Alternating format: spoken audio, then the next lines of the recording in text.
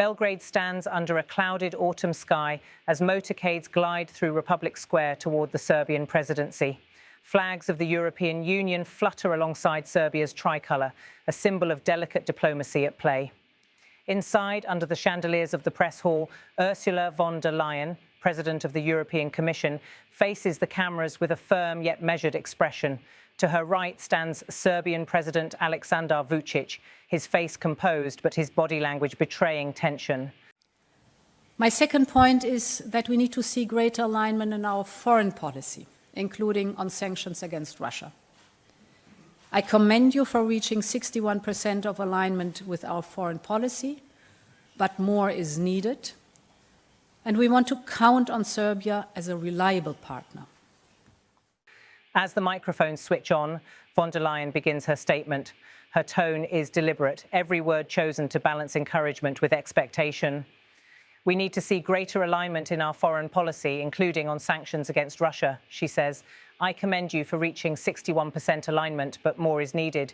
We want to count on Serbia as a reliable partner. Those few sentences cut to the core of Europe's dilemma. Serbia remains an EU candidate country, negotiating its path toward membership, yet refuses to align with sanctions imposed on Moscow following Russia's invasion of Ukraine.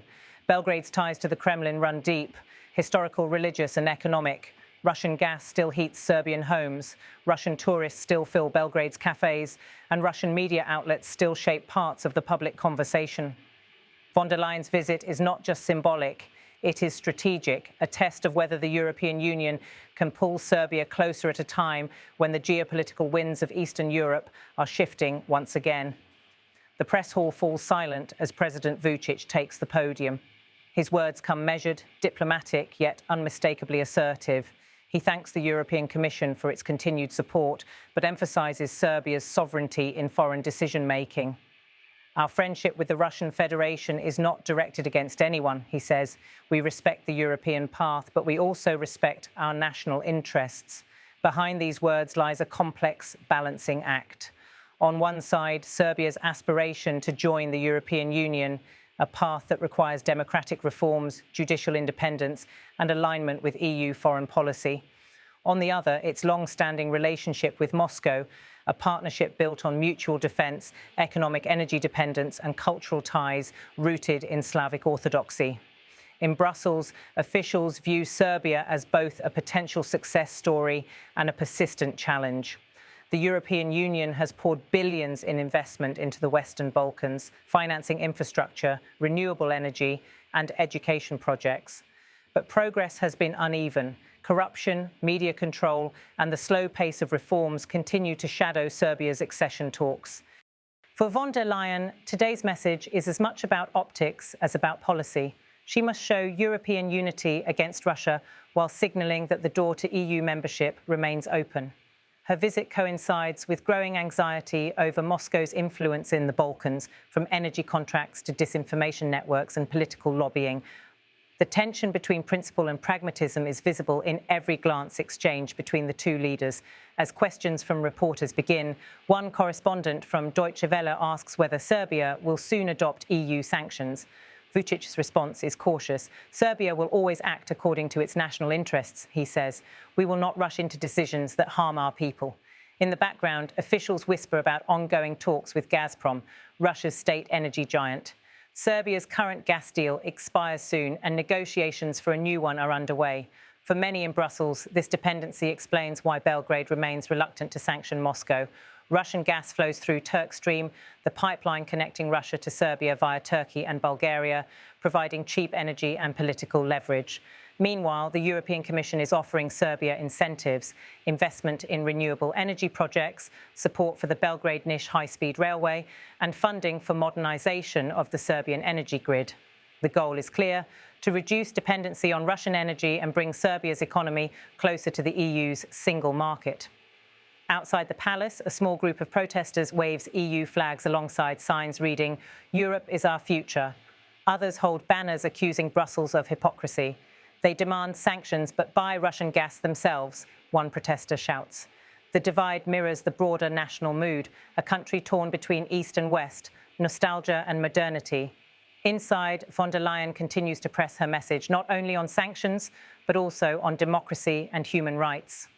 Serbia's future lies within the European Union, she says.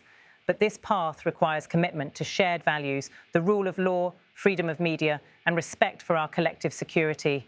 Her remarks echo through the room, hinting at frustrations within the EU over Serbia's drift toward authoritarian tendencies and its growing cooperation with China. Belgrade has welcomed billions in Chinese investments in roads, bridges, and technology, including the rollout of Huawei's 5G networks. For European officials, this raises concerns about strategic dependence and digital sovereignty. As the press conference concludes, both leaders shake hands, their smiles formal but uneasy. For von der Leyen, the message is clear: Serbia must choose. For Vučić, the choice is more complicated. Aligning fully with the EU means alienating Russia and potentially jeopardizing energy stability. But staying too close to Moscow could stall Serbia's long-held dream of joining the European Union. Back in Brussels, analysts interpret von der Leyen's statement as part of a wider strategy to reinforce the EU's influence in the Balkans, a region where Russia and China have gained significant ground. This is about preventing another geopolitical vacuum, says a senior EU diplomat. If Europe doesn't act decisively, others will.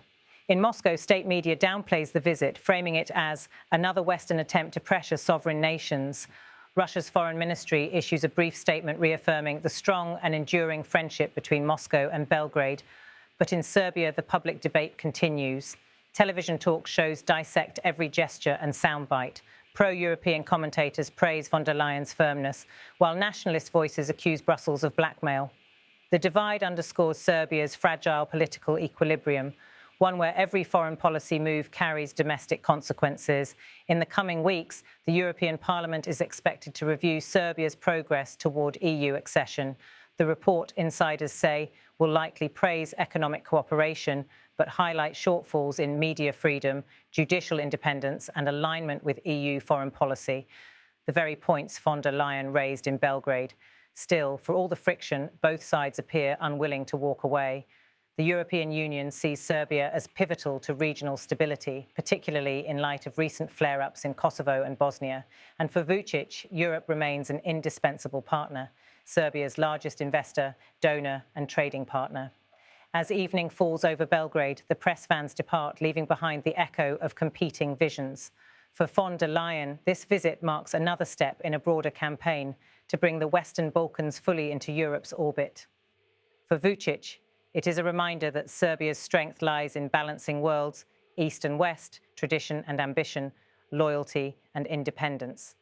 And so the dialogue continues, between Brussels and Belgrade, between hope and hesitation. A delicate dance on Europe's frontier, where every word, every handshake, every pause before a camera carries the weight of a continent's unfinished story.